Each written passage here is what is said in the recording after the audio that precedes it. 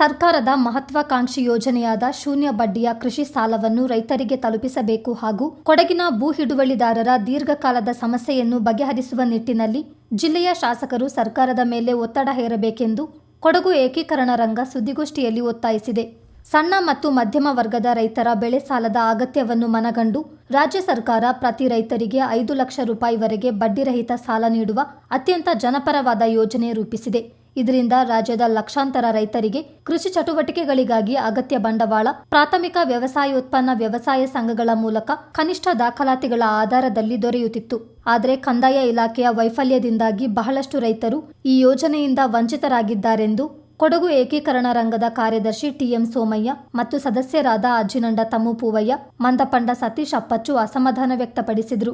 ಕಂದಾಯ ಇಲಾಖೆಯ ಸಮಸ್ಯೆಗಳ ಬಗ್ಗೆ ಅರಿವಿದ್ದರೂ ಸರ್ಕಾರವು ಬೆಳೆ ಸಾಲ ಕೋರುವ ರೈತರ ಆರ್ಟಿಸಿಯಲ್ಲಿ ಒಂದಕ್ಕಿಂತ ಹೆಚ್ಚು ಹೆಸರಿದ್ದಲ್ಲಿ ಸಾಲ ಪಡೆದ 2 ತಿಂಗಳಲ್ಲಿ ಅದನ್ನು ಸರಿಪಡಿಸುವುದಾಗಿ ಮುಚ್ಚಳಿಕೆ ಪಡೆದುಕೊಳ್ತಿದೆ. ಕಂದಾಯ ಇಲಾಖೆಯ ಕಾರ್ಯವೈಖರಿ ಬಗ್ಗೆ ಲೀಡ್ ಬ್ಯಾಂಕ್, ಜಿಲ್ಲಾ ಸಹಕಾರ ಕೇಂದ್ರ ಬ್ಯಾಂಕ್, ಪ್ರಾಥಮಿಕ ವ್ಯವಸಾಯೋತ್ಪನ್ನ ವ್ಯವಸಾಯ ಸಂಘಗಳಿಗೆ ಅರಿವಿದ್ದರೂ ರೈತರಿಗೆ ತಪ್ಪು ಮಾಹಿತಿ ನೀಡಿ ಶೂನ್ಯ ಬಡ್ಡಿಯಲ್ಲಿ ಸಾಲ ನೀಡುವುದಾಗಿ ನಂಬಿಸಿ ಸಾಲ ಮಂಜೂರು ಮಾಡಿ ಮುಚ್ಚಳಿಕೆ ಬರೆಸಿಕೊಳ್ತಿದೆ.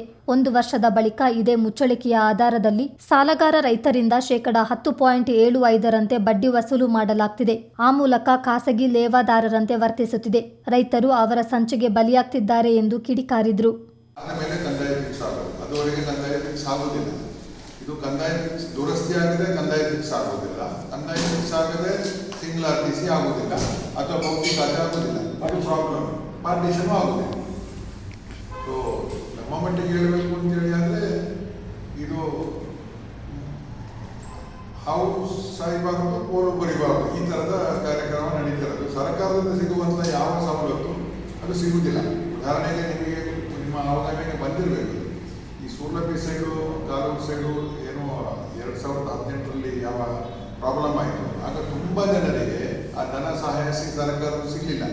ಯಾಕೆಂತೇಳಿದ್ರೆ ಒಂದು ಆರ್ಟಿಸಿಗೆ 10-20 ಜನ ಇದ್ದರು. ಯಾರು ಇದ್ರದ್ದು ಓನರ್ ಅಂತ ಕೇಳಿದಾಗ ಸ್ವಾಧೀನದಲ್ಲಿರುವವರಿಗೆ ಸಿಗಲಿಲ್ಲ. ಬೇರೆಯವರ ಹೆಸರಲ್ಲಿ ಇದು ಆರ್ಟಿಸಿ ಇತ್ತು ಅಥವಾ ಅವರ ಹೆಸರಲ್ಲಿ ಇತ್ತು. ಹೀಗಾಗಿ ಸಿಂಗಲ್ ಆರ್ಟಿಸಿ ಆಗಿರಲಿಲ್ಲ. ಹಾಗಾಗಿ ತುಂಬ ಜನಕ್ಕೆ ಆ ಸರ್ಕಾರದ ಏನು ಸವಲತ್ತು ಸಿಕ್ಕುವುದು ಅದು ಸಿಗಲಿಲ್ಲ. ಜನ ಕೊಟ್ಟಿದ್ದಾರೆ, ಜನಮಟ್ಟದ ಸವಲತ್ತನ್ನು ತಗೊಂಡಿದ್ದಾರೆ, ಆದರೆ ಸರ್ಕಾರದಿಂದ ಯಾವುದೂ ಸಿಗಲಿಲ್ಲ ನನ್ನ ಮಟ್ಟಿಗೆ. ಹಾಗಾಗಿ ಸರ್ಕಾರ ಆದಷ್ಟು ಬೇಗ ಎಲ್ಲ ಕಡೆ ಆಗ್ತಾ ಉಂಟು. ನಮ್ಮ ಕಡೆ ಅದನ್ನು ಎಷ್ಟು ಬೇಗ ಅದನ್ನು ಮಾಡಲಿಕ್ಕಾಗುತ್ತೆ ಅಷ್ಟು ಬೇಗ ಮಾಡಿ ಇದನ್ನು ಒಂದು ಈ ಪ್ರಾಬ್ಲಮ್ನ ಹೊರಗೆ ಬರುವ ಹಾಗೆ ಮಾಡ್ತು ಅಂತೇಳಿ ಆದರೆ ತುಂಬ ಒಳ್ಳೆಯದು. ಅದಕ್ಕೆ ನಮ್ಮ ಇವರಿದ್ದಾರೆ, ನಮ್ಮ MLA ಅವರಿದ್ದಾರೆ, ಕಾನೂನು ಪಂಡಿತರು, ಅವರು ಸಹಕಾರ ಕೊಡ್ಬೋದು. ಬಾಕಿ ಹಳೆ MLC ನಾಣೇನವರಿದ್ದಾರೆ, ಅವ್ರನ್ನ ಸೇರಿಸ್ಕೊಂಡು ಅವ್ರ ಕೈಯಿಂದ ತಗೊಳ್ಬೋದು.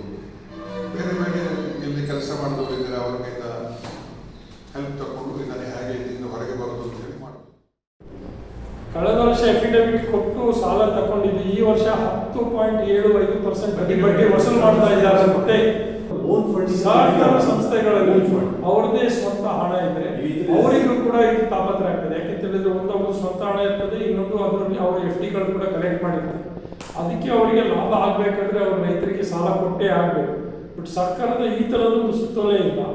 ಅವರಿಗೆ ಹಣ ಕೊಡ್ಲಿಕ್ಕೆ ಆಗೋದಿಲ್ಲ, ಸಾಲ ಕೊಡ್ಲಿಕ್ಕೆ ಆಗೋದಿಲ್ಲ. ಆಗ ಅವರ ಕೈಯಲ್ಲಿ ಹಣ ಉಳಿತದೆ. ಅವ್ರ ಬಡ್ಡಿ ಯಾರು ಡಿಪಾಸಿಟ್ ಠೇವಣಿದಾರರಿಗೂ ಅವರಿಗೆ ಬಡ್ಡಿ ಕೊಡ್ಲಿಕ್ಕೆ ಆಗದೆ ಅಂತ ಪರಿಸ್ಥಿತಿಯಾಗಿ ಸಹಕಾರ ಸಂಘಗಳು ಮುಚ್ಚಿ ಹೋಗುವಂತ ಪರಿಸ್ಥಿತಿ ಬರ್ಬೋದು. ಕೃಷಿ ಸಚಿವ ಚೆಲುವರಾಯಸ್ವಾಮಿ, ಕಂದಾಯ ಸಚಿವ ಕೃಷ್ಣ ಬೈರೇಗೌಡ, ಸಹಕಾರ ಖಾತೆ ಸಚಿವ KN ರಾಜಣ್ಣ, ಜಿಲ್ಲೆಯ ಶಾಸಕದ್ವಯರಾದ AS ಪೊನ್ನಣ್ಣ ಹಾಗೂ ಮಂತರ್ಗೌಡ ಅವರು ರೈತರ ಸಮಸ್ಯೆಗಳನ್ನು ಗಂಭೀರವಾಗಿ ಪರಿಗಣಿಸಿ ಶೀಘ್ರ ಪರಿಹಾರ ಒದಗಿಸಬೇಕು. ಕಂದಾಯ ಇಲಾಖೆಯಲ್ಲಿ ಬಾಕಿ ಇರುವ ಕಡತ ವಿಲೇವಾರಿ ಹಾಗೂ ರಾಜ್ಯ ಮಟ್ಟದಲ್ಲಿ ಅಗತ್ಯವಿರುವ ಕ್ರಮಗಳಿಗಾಗಿ ಜಿಲ್ಲಾಧಿಕಾರಿಗಳು ಸರ್ಕಾರಕ್ಕೆ ಪ್ರಸ್ತಾವನೆ ಸಲ್ಲಿಸಬೇಕೆಂದು ಆಗ್ರಹಿಸಿದರು.